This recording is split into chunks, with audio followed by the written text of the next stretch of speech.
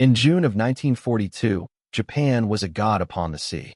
For 6 months, the rising sun had devoured everything before it: Pearl Harbor, Hong Kong, Singapore, the Philippines. The Imperial Navy stretched from the Indian Ocean to the edges of Hawaii, an empire of carriers and steel. To the rest of the world, Japan looked unstoppable. In Tokyo's Naval General Staff, the air smelled of ink and tobacco. Maps covered the tables, arrows, grids, tiny flags marking victories.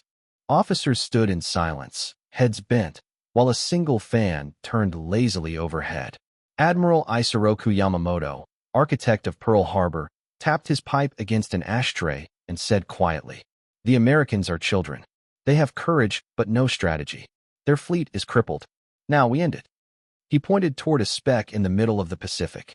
Midway Atoll, two small islands surrounded by coral, barely visible even on a clear day. "That," he said, "is where the remnants of their navy will die." The plan was perfection on paper. Four of Japan's most powerful carriers, Akagi, Kaga, Soryu, Hiryu, would strike midway from the northwest. A smaller decoy fleet would head north toward the Aleutians to draw away American reinforcements.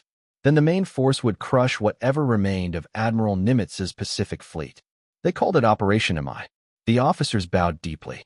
Victory, they believed, was inevitable. Outside, the rain began to fall, tapping softly on the windows of the Imperial headquarters. Inside, a sense of divine destiny filled the room. For months, Japan had rewritten the laws of war. They had humiliated the West, conquered colonies that had stood for centuries. To them, the Pacific was a Japanese lake. The emperor's portrait hung above the doorway, and beneath it, Yamamoto paused before leaving. "Once we take Midway," he murmured, "they will beg for peace." No one questioned him. No one dared. Across the ocean, in Pearl Harbor, American docks still reeked of oil and death. The skeletons of battleships lay beneath the surface, their guns pointing uselessly toward the sky. Yet behind closed doors, something else was happening. Quiet, patient, invisible. While Japan built ships, America built silence. Codebreakers, spies, and listening stations. But Yamamoto didn't know that. Not yet. In early May, reconnaissance planes reported no sign of resistance. The ocean between Japan and Midway looked calm, almost too calm. The crews joked that even the sea bowed before the emperor. Pilots boasted of the coming triumph. "We will erase their last island in one morning," one lieutenant wrote in his diary. There was laughter in the mess hall that night. Sake poured over polished tables. One officer leaned over and said, "When this is over, we'll drink on the shores of Hawaii." Another replied, "And then San Francisco." The laughter was easy, full of certainty. Out at sea, the carriers moved through the dark like vast cities. The flight decks shimmered under lantern light, mechanics tuning engines that purred like predators. The sailors called the carriers floating temples, each one a shrine to the emperor. They believed no wave, no bomb, no god could touch them. But beneath that confidence, tiny cracks began to form, unseen, unheard. The fleet's radio messages, sent in the supposedly unbreakable Jan 25 code, echoed across the Pacific. Every message, every bearing, every weather report. Each one captured and quietly deciphered by a handful of American cryptographers working in a basement in Honolulu. The men of Japan didn't know. They couldn't. For them, fate still wore a uniform. The first week of June arrived with perfect weather. Yamamoto's flagship, Yamato, sailed behind the main carriers like a mountain of steel. Its guns could hurl shells 20 miles. Its radar, primitive but powerful, swept the horizon. Officers paced the decks, waiting for word that Midway's airfields had been erased. "Remember," Yamamoto said to his staff as they prepared to launch the strike, "the enemy is blind. We control the sky, the sea, and the gods themselves." In Tokyo, newspapers already printed drafts of victory headlines. The Americans routed at Midway. The Pacific secured for 1,000 years. Radio Tokyo rehearsed its bulletins. Even the Imperial Palace had prepared a message of thanks for the Navy. Every man aboard those ships believed the same thing. Japan could not be defeated. But the ocean doesn't care about plans. It listens, it waits, and it remembers. And far across that same ocean, Inside a dim room filled with typewriters and cigarette smoke, a young American analyst looked up from a decrypted message and whispered to his colleague, "They're coming for Midway." The other man frowned. "You're sure?" He nodded slowly. "I'd bet the war on it." At that same moment, in the dark waters north of the Pacific, Yamamoto's fleet steamed forward, unaware that its every move, every radio signal, every line of attack had already been heard. For Japan, Midway would be the final proof of divine destiny. For America, it would be the first sign that gods can bleed. And neither side knew that within 3 days, giant carriers would be burning on the surface of the Pacific, and thousands of men would sink with them. They called it the turning point. But for the men who lived it, it was something stranger. 5 minutes when history itself stopped breathing. Where are you watching from? Let me know in the comments below, and don't forget to subscribe to this channel. The ceiling fans turned lazily above the cramped room at Station HYPO, Pearl Harbor's code-breaking center. The air smelled of stale coffee, sweat, and cigarette smoke. Rows of typewriters clattered, each keystroke another attempt to pull a secret from the static of war. Chief cryptanalyst Joseph Rockefort sat hunched over a desk cluttered with half-burned cigarettes and yellow notepads. He wore his bathrobe, he practically lived in it now, and stared at a string of meaningless letters. AF reports shortage of fresh water. AF, he murmured. Always AF. For months, they had intercepted Japanese radio traffic. Coded messages, all pointing toward an operation at a place the Japanese called simply AF. No one knew what it meant. Some believed it referred to the Aleutians. Others said it might be Fiji or even Hawaii itself. Rockefort didn't guess. He listened. He read the rhythm between the lines. AF is Midway, he told his team finally. It has to be. The others exchanged uncertain glances. To prove it, Rockefort crafted a trap. Midway was ordered to send an unencrypted message claiming that its desalination plant had broken down. The message went out quietly on May 20th, carried on the Pacific wind like bait. 2 days later, a Japanese transmission crackled through the static. AF reports shortage of fresh water.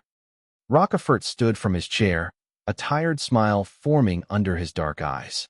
"Gentlemen," he said, "they're coming from Midway." In Washington, few believed him. Admiral Ernest King demanded confirmation.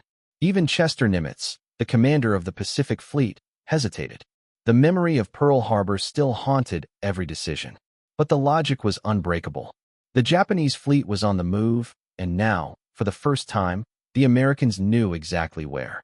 By the end of May, Pearl Harbor buzzed with a strange energy, half fear, half anticipation. On the walls of Nimitz's office hung a massive map of the Pacific, a red thread stretching from Japan to the heart of the ocean. Tiny markers represented the Japanese carriers: Akagi, Kaga, Soryu, Hiryu. Rockefort's men had traced every step. Outside, the rain drummed against the windows. Inside, the hum of machines filled the night. Operators with headphones transcribed bursts of Morse code, then handed the slips of paper down a chain of desks until they reached Rockefort's table. Each note was another heartbeat of the approaching storm. At 2:17 a.m., an operator whispered, "Message from Tokyo, fleet moving east." Rockefort looked up. "Send it to Nimitz. Now." Hours later, in the war room of Pearl Harbor, Nimitz drew a slow line across the chart with his pencil. "We'll meet them here," he said, tapping the waters north of Midway. 3 carriers: Enterprise, Hornet, Yorktown. It's not much, but it'll have to do. A young lieutenant swallowed hard. "Sir, if we're wrong." Nimitz interrupted quietly. "Then we lose the Pacific." Meanwhile, halfway across the ocean, Japanese intelligence officers congratulated themselves on perfect secrecy. Their code JN-25, they believed, was unbreakable.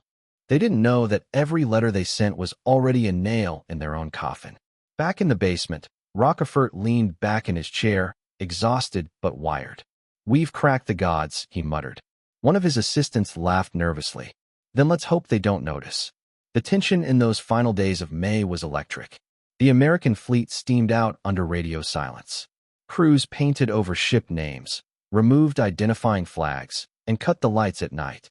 Even the men aboard didn't know exactly where they were headed. On Midway itself, Marines dug trenches and camouflaged the airfield. They worked by moonlight, their faces streaked with oil and salt. They'll come from the northwest, one officer said. And when they do, we hit them with everything we've got. The island smelled of fuel and fear.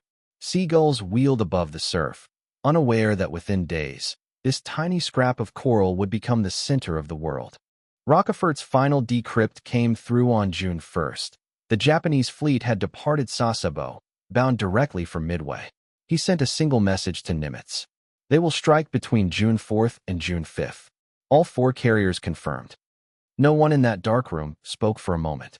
The only sound was the whir of the ceiling fan and the faint echo of rain. Rockefeller took off his glasses, rubbed his eyes, and whispered, "Now we wait." 3,000 miles away, in the calm of the Western Pacific, Yamamoto's fleet moved forward beneath a spotless sky. Officers stood on deck, unaware that their perfect plan was already in enemy hands. The gods of war had drawn their swords, and the Americans were waiting with theirs unsheathed. As night fell over Midway, the island went black. Engines were checked one last time, bombs armed, maps studied by the flicker of lanterns. Pilots slept in their flight suits, listening to the distant murmur of the sea. Somewhere out there, invisible in the dark, the greatest armada Japan had ever assembled was closing in. Rockefeller left his office that night and stepped out into the humid Hawaiian air. He looked up at the stars, clear, silent, endless. "We've given them the chance," he said quietly. "Now it's up to the men out there." He turned and walked back inside. The typewriters had gone quiet. Only the radios still whispered, faint and steady, carrying fragments of the future through the static. The trap was set. The bait had been taken, and by dawn on June 4th, the ocean would erupt. The morning of June 4th, 1942, rose from the sea like a curtain of fire. At 4:30 a.m., the first Japanese squadrons thundered into the sky from 4 colossal carriers: Akagi, Kaga, Soryu, Hiryu. Their engines shook the decks, and the sailors below cheered as each plane disappeared into the golden dawn. To them, this was another Pearl Harbor.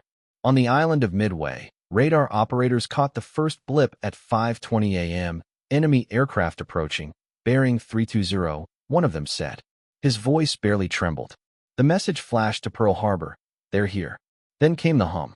Like distant bees, the sound grew until it filled the air, a storm of wings and metal. Bombs fell across Midway in waves. Hangars exploded, fuel tanks burst into orange clouds, runways cracked apart. Marines fired at the sky until their guns melted. From the command bunker, Major Floyd Parks watched the island burn.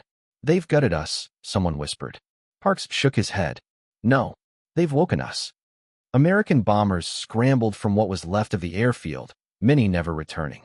The sky above Midway turned into chaos, smoke, trails of fire, and black specks spiraling into the sea.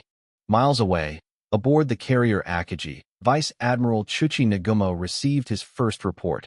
Midway airfield heavily damaged. Further attack recommended. He nodded, satisfied. Then another officer hurried in, face pale. "Admiral," he said, "enemy ships sighted, bearing northeast." Nagumo froze. His planes were still en route, loaded for a second strike on the island. If he wanted to hit the American fleet, he would have to recall them and rearm. He hesitated. Every second mattered.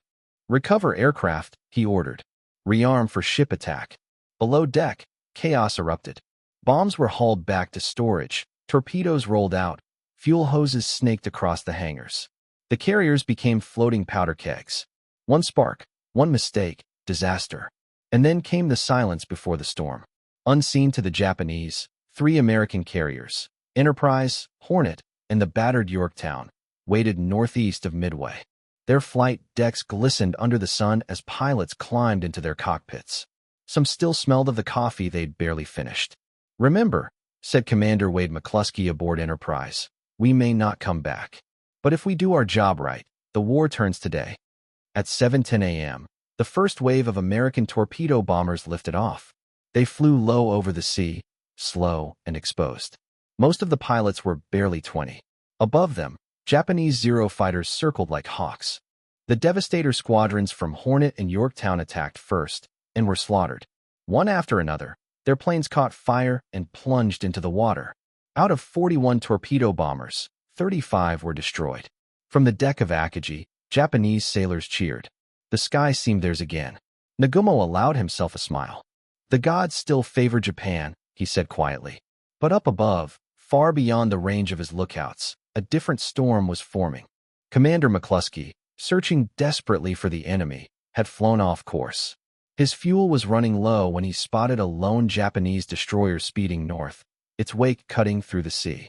McCluskey made a decision. Follow it, he told his men. The destroyer was racing to rejoin the main fleet. Within minutes, McCluskey's squadron saw them. 4 Japanese carriers, steaming in perfect formation, their decks crowded with rearming aircraft and open fuel lines. It was 10:20 a.m. The moment history pivoted. McCluskey's voice crackled over the radio. We've got them. Attack. Attack now. The dauntless dive bombers peeled from the sky like falling stars. Pilots screamed into their microphones as they aimed for the heart of the enemy. The first bombs struck Kagura midships, erupting in fire that tore through the hangar decks. Seconds later, Akagi was hit. A single 1,000-pound bomb plunged through her flight deck, detonating among armed planes. Fire spread faster than men could run. Aviators, mechanics, officers, all consumed in seconds. The sea boiled with flame. One Japanese pilot, trapped in the inferno, managed to radio. Tell my wife I saw the sun twice today. Then his signal vanished. From miles away, the sailors on Enterprise watched the columns of black smoke rise into the blue. The impossible had happened. In less than 5 minutes, 3 of Japan's 4 carriers were burning. Admiral Yamamoto, still hundreds of miles behind the main fleet, received the first report at 10:45. For a long moment, he said nothing. Then, quietly, so the gods have abandoned us. By noon, Hiryu, the last carrier, launched its counterstrike, determined to avenge the others. But by then, the tide had turned. The men on both sides didn't yet know it, but the empire that once ruled the Pacific had just begun to die. The ocean hissed, swallowing the smoke, the bodies, and the last echoes of Japanese invincibility. And above it all, the sound of engines still thundered, because one ship remained to fight back. They looked up and saw the sun falling on them. But it wasn't the sun. It was a squadron of American dive bombers, screaming out of the clouds. At 10:20 a.m., the Pacific sky tore open. From the cover of scattered clouds, 3 squadrons of SBD dauntless dive bombers from the Enterprise and Yorktown broke formation and began their descent. Below them, 4 Japanese carriers lay exposed, decks crammed with planes being refueled, bombs stacked and waiting, fuel lines coiled like snakes. The sea around them shimmered calm and blue. Commander Clarence McCluskey, flying lead, saw the massive shapes beneath him. His fuel gauge was near empty. He pressed the radio switch and shouted one word that cut through the static. Dive, dive, dive. The Dauntless tipped forward as one. The wind screamed through their wings. Pilots clenched their teeth, holding their planes steady as the altimeters spun downward, 10,000 feet. 6,000. 3,000. From the deck of Kaga, a Japanese sailor raised his head and blinked against the glare. He saw glittering dots falling from the sky. For half a second, he thought they were birds. Then the first bomb struck. A blinding flash split the carrier in 2. Flames erupted across the deck, swallowing men and aircraft. A second bomb plunged through the forward elevator and detonated in the hangar, igniting rows of fuel tanks. The ship became a furnace. On Akagi, Admiral Nagumo felt the shockwave roll across the sea. Where did they come from? He shouted. But it was already too late. A Dauntless from Enterprise, piloted by Lieutenant Dick Best, dove straight for the center of the flagship. His bomb struck just behind the flight deck's midsection. It pierced through to the hangar, where armed planes sat waiting. The explosion tore through the ship like a heartbeat. In seconds, Akagi, the pride of the Japanese Navy, was engulfed. Flames shot 100 feet into the air. Fuel poured into the sea, burning across the water's surface. Then came Soryu. 3 direct hits ripped through her decks. A column of smoke rose higher than her mast, blackening the sun. Men leapt overboard, uniforms aflame. From above, one American gunner whispered into his radio, "God, we hit them all." 5 minutes. That's all it took. 5 minutes to erase 20 years of Japanese naval dominance. Inside the chaos, order collapsed. Radio calls turned into screams. Fire on every deck. Steering is gone. Abandoned ship. The once invincible fleet, Japan's pride, its proof of divine favor, was burning in front of its own men. Officers threw themselves into the sea rather than face capture. Pilots who hadn't yet taken off sat trapped inside their cockpits, surrounded by smoke. One of them, choking on fumes, pressed his hands together and whispered, "Forgive me, Emperor." McCluskey's Dauntless pulled out of their dives, engines straining as heat licked their wings. Behind them, the Pacific shimmered red. Over the radio, another pilot's voice cracked. "We did it, Skipper. We really did it." On the Enterprise, sailors crowded the railings, watching the smoke pillars rise like black mountains. Some cheered. Others just stared, silent, knowing they had witnessed something the world would never see again. Admiral Chester Nimitz, far away in Pearl Harbor, received the first coded message. 3 carriers burning. Enemy fleet in retreat. He read it twice, then placed it face down on his desk. "So it begins," he murmured. But aboard the last Japanese carrier, Hiryu, there was no surrender. Its captain, Tomio Kaku, stood amid the smoke of distant fires and said, "3 are gone. Then we will be their vengeance." On his order, mechanics began arming torpedoes. Pilots climbed into their cockpits, faces expressionless. There was no music, no speeches, only the sound of tools clanking against steel. From the bridge, a young ensign whispered, "Sir, the others are finished." Kaku replied, "Then the honor is ours." As Hiryu's engines roared to life, the carrier turned into the wind. Smoke from the dying ships drifted across the horizon, blotting out the sun. Through it, the last squadron of Japanese bombers rose slowly, their shadows stretching over the waves. Below them, the ocean still burned where Akagi, Kaga, and Soryu were dying. The flames hissed as they met the water, like gods whispering their last breath. 5 minutes had destroyed an empire, but one shadow still lived. Far to the north, the Enterprise's radar picked up a faint signal. More planes, fast, direct, flying straight toward them. Aboard the American carrier, the klaxon sounded again. Men ran for battle stations. Someone yelled, "Incoming." The victory cheers died instantly, because from the smoke of defeat, Hiryu was coming. By noon, the Pacific was a graveyard of fire. 3 Japanese carriers, Akagi, Kaga, Soryu, were burning wrecks. Only Hiryu still moved, cutting through the haze like a wounded animal refusing to die. On her deck, there was no ceremony, no speeches, just the sound of boots, wrenches, and shouted orders. "Prepare for takeoff. First wave ready." Captain Tomio Kaku barked. His face was blackened with smoke, but his voice was steady. The men obeyed without looking toward the rising pillars of smoke to the south. Their comrades were gone. Honor demanded vengeance.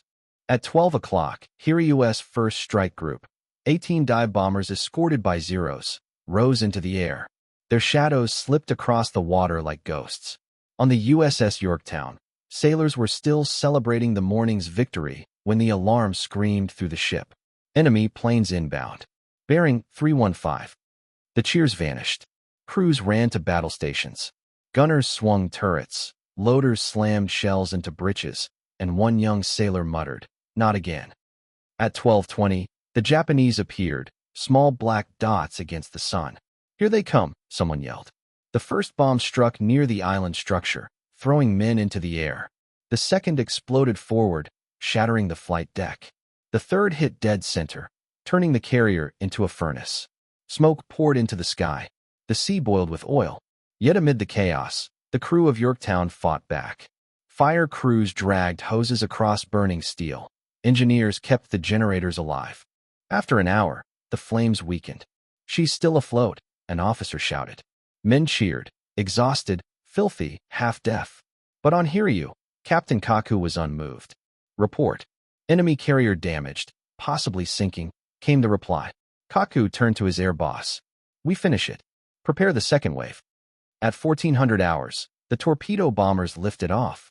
The deck crew saluted as they vanished into the smoke. Many knew they would not return. They found Yorktown at 1430, wounded but alive, smoke trailing like a flag. The American fighters met them head-on, wild, desperate, brave, but the Japanese pressed through. 2 torpedoes struck the port side in quick succession. The ship groaned. Metal screamed. Then she listed sharply, water pouring through the hull. "Abandon ship," came the order. Some wept as they jumped. Others saluted the flag one last time before diving into the burning sea. Yorktown slowly rolled, her great deck disappearing beneath the waves. "Aboard Hiryu," a cheer rose. "One for three," a gunner shouted. For a brief moment, the men smiled. They had avenged their fleet. But their victory lasted less than 2 hours. At 16:30, American scouts from Enterprise spotted Hiryu through the smoke. Commander Wade McCluskey and Lieutenant Dick Best led the dive bombers in. "That's her," McCluskey said. "Let's end it." The sky filled with the scream of dauntless engines. From Hiryu's bridge, a lookout shouted, "Dive bombers." The first bomb hit near the forward elevator, tearing a hole through the deck. The second exploded aft, igniting fueled aircraft. The third struck near the island, blasting the bridge in fire. The explosions joined into one rolling roar. Flames leapt high, wrapping the carrier in orange light. On board, sailors tried to fight the inferno, hauling hoses through smoke thick as oil. "Close the hatch," someone yelled. "Not until they're out." Another answered, and the fire took them both. By 1700 hours, Hiryu was lost. Her engines died, her flight deck collapsing in sheets of molten steel. Captain Kaku gave the final order, "Abandon ship." His men saluted and went over the side. Some sang softly as they floated away. As night fell, the last Japanese carrier at Midway drifted alone, burning. The sea hissed as flames reached the waterline. From miles away, sailors aboard Enterprise watched the glow fade. No one cheered. The victory felt too heavy to celebrate. A radio man whispered, "We've killed their last giant." Another answered, "Giants don't die easy." By dawn, Hiryu was gone, scuttled by torpedoes from her own escorts. Only oil and debris marked the spot where she had stood against fate. In one day, Japan had lost 4 carriers, 248 planes, and over 3,000 men. But the ocean was not silent. It rolled on, endless and indifferent, as if to remind both sides that even empires are small upon its surface. For the Americans, it was victory. For the Japanese, a wound that would never heal.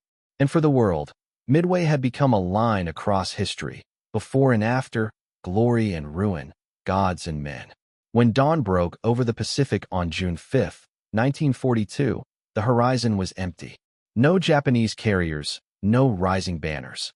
Only smoke curling on the wind and the smell of oil on water. The battle for Midway was over. The silence that followed felt heavier than the gunfire that had filled the sky the day before. American sailors stood at the rails, staring at the black slicks drifting past their ships. "That's what victory smells like," someone said quietly. Another answered, "Then God help us if we ever win another one." On the Enterprise, reports arrived by coded bursts. Akagi, Kaga, Soryu, Hiryu, all lost. Admiral Chester Nimitz read the words twice before folding the paper and slipping it into his pocket.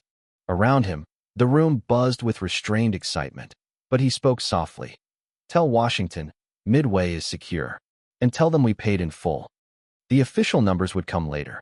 Japan, 4 carriers sunk, 248 aircraft destroyed, more than 3,000 men lost. United States, 1 carrier, Yorktown, gone, 307 Americans dead. But numbers meant nothing that morning. The sea was littered with wreckage, fuel drums, torn life vests, and fragments of wood still burning. A small seaplane skimmed across the waves, its pilot reporting faint cries from the debris fields. Some were Japanese, clinging to bits of wreckage. Others were already gone, their bodies turning slowly in the tide. From the deck, an American officer watched in silence. "They're still out there," a sailor said beside him. The officer nodded. "So are we." Far to the west, in the shattered corridors of the Japanese flagship Yamato, Admiral Isoroku Yamamoto received the telegrams one by one. He read them in silence, eyes moving slowly over the page. "4 carriers lost," he repeated. The officers around him waited for orders, but none came. At last, he said, "Withdraw all forces. The tide of war has turned." That night, the Imperial Naval Staff met in Tokyo. The air was thick with cigarette smoke and disbelief. One admiral slammed his fist on the table. "Impossible. For carriers cannot be lost in a single day." Another whispered, "If it is true, the empire has no future." No one dared look at the emperor's portrait on the wall. Yamamoto dictated a short message to his fleet commanders. We will rebuild. We will avenge our comrades. The spirit of Japan remains unbroken. But even he knew it was a lie. He had planned the war on the belief that Japan had 6 months of freedom to strike before America recovered. Midway came at the end of those 6 months. The clock had run out. On June 6th, a Japanese destroyer found Hiryu still smoldering, her flag half submerged, her hull glowing faintly in the morning sun. A boarding party recovered the logbooks and lowered the flag with a final salute. The destroyer fired 2 torpedoes to finish her. The explosion rolled across the water like distant thunder. The sea swallowed her whole. Back near Midway, American search crews retrieved the wounded from the sea. One sailor, his face wrapped in bandages, asked weakly, "Did we win?" The corpsman looked at him, unsure how to answer. "Yeah," he said finally. "We won." But his voice didn't sound like victory. By the evening of June 6th, the ocean was quiet again. The waves erased the last traces of the battle. Birds returned to circle above the black patches where ships had burned. Midway itself, little more than sand and coral, stood intact, its runways scorched but alive. At Pearl Harbor, word spread slowly. Radios in Honolulu crackled. Decisive victory at Midway. Enemy losses catastrophic. Civilians cheered. Flags appeared in windows. But for the men who had fought, there was no cheering, only exhaustion. Lieutenant Dick Best, who had led the dive that destroyed Akagi, sat on the deck of the Enterprise that evening, his flight suit still streaked with oil. "We were lucky," he said. "That's all. Just lucky." Another pilot replied, "Luck doesn't last forever." The truth was harder to measure than tonnage or ships sunk. Midway was not just a victory. It was the end of Japanese expansion, the moment when the war turned and began to crawl back toward Tokyo. But to the men who lived through it, it felt like a beginning of something darker. The Pacific was wide, and every island between them and Japan would have to be taken the hard way. In Tokyo, Yamamoto stood on the deck of the Yamato, watching the sun sink into the sea. "The gods have left us," he murmured. His aide said, "We will strike again, Admiral." Yamamoto did not answer. He only watched the horizon, where the light faded into gray. Back in Pearl Harbor, Nimitz wrote in his journal that night, "Today the ocean changed sides." He closed the book and blew out his lamp. Outside, the harbor was calm, but the smell of oil and salt still lingered, the scent of war that no wind could yet wash away. Midway was over, but the silence that followed was not peace. It was only the pause before the long, brutal march west. The morning after the battle, the Pacific lay quiet, as if exhausted. Smoke drifted in long, lazy lines across the water, and the air carried the bitter stench of oil, salt, and burnt metal. Waves rocked pieces of wreckage, shattered wings, charred life rafts, a sailor's helmet turning slowly in the tide. From the deck of the USS Enterprise, men looked out at the floating debris field. No one spoke for a long time. "We can't even tell who won," one sailor finally said. "All I know is, they're not coming back." Rescue boats combed the area, moving slowly through the slick of oil and ash. They found Americans clinging to bits of wreckage, and, sometimes, Japanese sailors too. Some of the Japanese refused to be pulled aboard, waving off the ropes that were thrown to them. One of them bowed before letting the sea take him. A seaman on the rescue craft whispered, "He'd rather drown than be saved by us." The silence that followed was worse than the battle. In the distance, the sun glinted off the blackened sea, turning it into a sheet of molten glass. There were no banners, no music, just the sound of engines idling and the quiet slap of water against steel. At Pearl Harbor, a short message arrived by telegraph that same morning. Midway held. Enemy retreating. That was all. No mention of the 4 carriers lost, no word of the thousands dead. It read like a memo, not a miracle. In the operations room, an officer read it aloud and sighed. "That's it. After all this." Admiral Nimitz, standing beside him, said quietly, "Those few words mean the ocean is ours again." But on the decks of the returning ships, the men didn't feel victorious. A pilot named Tom Merritt wrote in his diary, "I never saw the enemy's faces. Only fire. Then smoke. Then nothing. I think I killed people I never even knew existed." He stopped writing there. The ink had run from seawater. By June 6th, the rescue operations ended. The sea was too wide, the wreckage too scattered.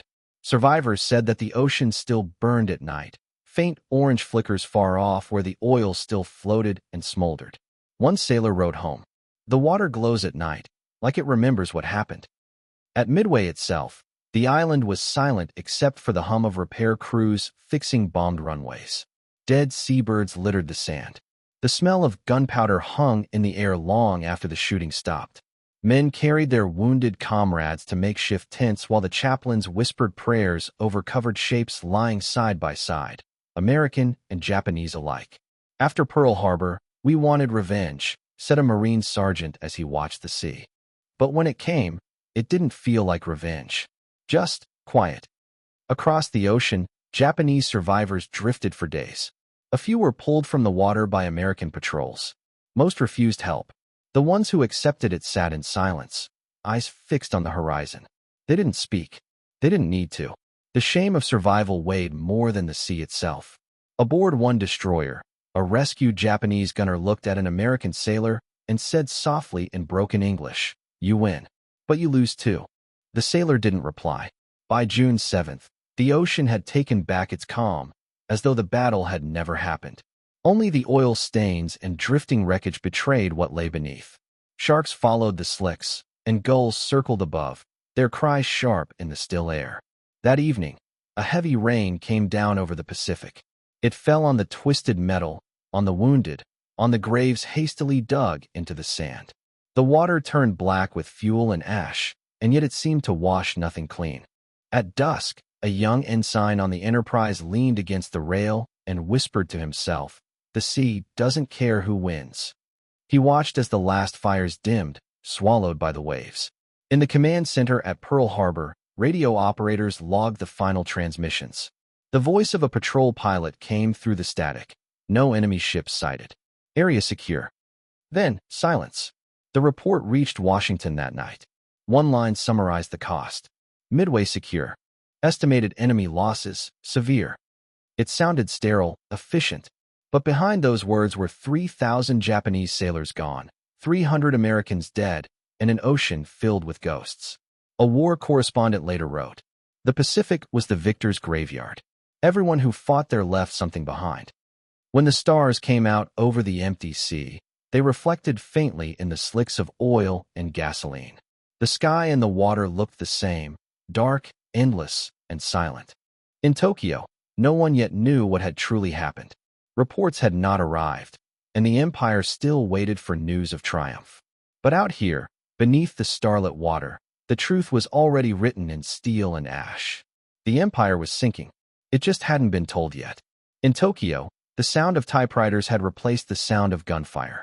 The war room of the Imperial Navy was dim and airless, its walls lined with maps that no longer matched reality. Officers sat stiffly at their desks, writing numbers that meant nothing. Operational losses, minimal. Enemy repelled near Midway. No one spoke the truth aloud. Admiral Isoroku Yamamoto stood by the window, his uniform immaculate, his face pale. The telegrams lay on his desk, still unopened, their edges smudged with sweat. He didn't need to read them. He already knew. For carriers gone. Thousands of sailors dead. The core of Japan's fleet, destroyed. A junior officer entered, bowed, and said softly, "Sir, the press requests a statement." Yamamoto turned, his voice calm but empty. "Tell them the engagement near Midway was minor. Losses, insignificant." When the officer left, Yamamoto sat alone for a long time. He thought of December 7th, 1941, of the cheers that had followed Pearl Harbor. Then he thought of the men burning in the Pacific 3 days ago. "We won Pearl Harbor in 6 hours," he murmured, "and we lost the Pacific in 5 minutes." Outside, Tokyo still glittered as if the empire stood untouched. In tea houses, people whispered rumors of victory. The newspapers carried headlines about a small engagement in the Midway area. Mothers wrote letters to sons on distant ships, unaware those ships no longer existed. At the Imperial Palace, the emperor had not been told the truth. A carefully worded summary was placed on his desk. "Minor setback during operations east of Midway. Our forces remain in control." He read it, nodded once, and said, continue the advance. No one corrected him. No one dared. In the naval ministry, behind closed doors, Yamamoto faced his senior staff. The room was thick with cigarette smoke and shame. "We cannot fight like before," said Vice Admiral Agaki, breaking the silence. "The Americans will rebuild faster than we can launch a single carrier." Another officer answered bitterly, "Then we die faster. That is how we will fight." Yamamoto listened without emotion. He knew this was the beginning of something darker, a war not for victory, but for pride. He looked down at the map of the Pacific, the long arc of islands stretching toward Japan. "From now on," he said quietly, "every mile we hold will cost us a generation." The words fell like a verdict. In the following days, the government censored all communications about Midway. Families of sailors from Akagi, Kaga, Soryu, and Hiryu received vague notices: "Missing in action. Status unknown." The Tokyo Times printed stories of heroic resistance and minor damage to enemy forces. The truth sank beneath propaganda, just as the carriers had sunk beneath the waves. One journalist, writing in secret, described the mood in the city. "We are told of victories, yet the air feels heavy. The people bow and smile, but they do not believe. Even the wind through the flags sounds hollow." Meanwhile, the Imperial Navy began shifting its strategy. No longer could it strike boldly across the Pacific. The order went out: defensive operations only. Yamamoto read the directive with a tired hand. "From hunters to hunted," he whispered. In the corridors, younger officers whispered a new word: kamikaze. It wasn't official yet, but the idea had already taken root. If they could no longer win through strength, they would win through sacrifice. A culture of beautiful death was growing where strategy had failed. Late one evening, Yamamoto received a private cable from an intelligence officer stationed in Truk Lagoon. It read simply, "Morale collapsing. Men speak of dying for honor." He folded the message, placed it in his coat, and walked out into the night. Tokyo was quiet. The neon signs along Ginza glowed dimly through the blackout curtains. Somewhere in the distance, a temple bell rang. Yamamoto paused on a bridge overlooking the Sumida River. The water moved slowly, reflecting the faint light of the city. He thought of the men who had drowned in the Pacific, men he had sent to die believing they served a cause greater than themselves. He whispered into the night, "Forgive me." The next morning, in the Imperial Conference, he presented a plan for rebuilding the fleet. He spoke calmly, methodically, as if the dream of victory still lived. But inside, he knew the truth. Japan's fate had already been decided, not by gods or emperors, but by the laws of numbers and steel. When the meeting ended, he remained seated while the others left. An aide asked quietly, "Shall I prepare the communique for the emperor, sir?" Yamamoto nodded. "Yes, write this: Our forces continue to resist with honor." He looked down at the map one last time, where 4 black XS marked the carriers lost at Midway. "Erase them," he said. "There is no reason to remember what cannot return." Outside, rain began to fall, soft and steady. It tapped against the window like the faint echo of gunfire far away. The admiral closed his eyes and listened. The empire still stood, but the silence beneath its pride was already the sound of the ocean rising. Years later, when the ocean had forgotten the sound of guns, the men who survived Midway still remembered the smell. Burnt oil, wet canvas, salt on their lips. It never left them. They spoke in short sentences, like men still careful not to wake ghosts. "I didn't think I'd survive," said one pilot. "We just did our job," said another. And then, after a long silence, an older sailor added, "We saw an empire fall into the sea." History would call Midway a turning point, but to those who lived it, it was simply the day the world tilted. Before it, Japan ruled the Pacific like a god. After it, America began to write its own scripture in steel. In 1942, victory had seemed impossible. The Pacific was too vast, the enemy too confident, the wounds of Pearl Harbor too fresh. Yet, on a morning that lasted only a few hours, everything reversed. It wasn't power that changed the tide. It was patience, calculation, and courage measured in seconds. At the Naval War College years later, Admiral Chester Nimitz summarized it in one line: "Before Midway, we defended. After Midway, we advanced." That sentence would be printed in textbooks and carved into memorials, but it only hinted at what those words cost. The men who fought there rarely spoke of it again. One of Nimitz's pilots, Dick Best, who had released the bomb that destroyed Akagi, told an interviewer in 1960, "People call it destiny. It wasn't. It was training, exhaustion, and luck arriving at the same second." He coughed softly and added, "We were no heroes, just men who didn't flinch when it was our turn."